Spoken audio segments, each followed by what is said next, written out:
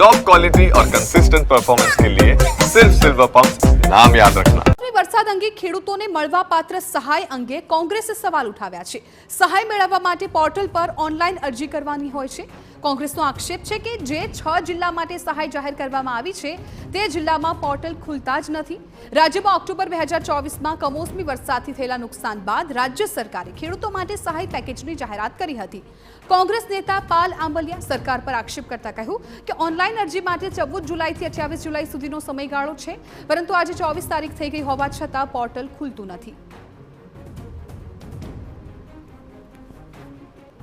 જે 6 જિલ્લાઓમાં આ રાહત પેકેજ મંજૂર થયું છે, આ 6 જિલ્લામાંથી કોઈ પણ એક ગામમાં પણ આ પોર્ટલ આજની તારીખમાં ખુલતું નથી।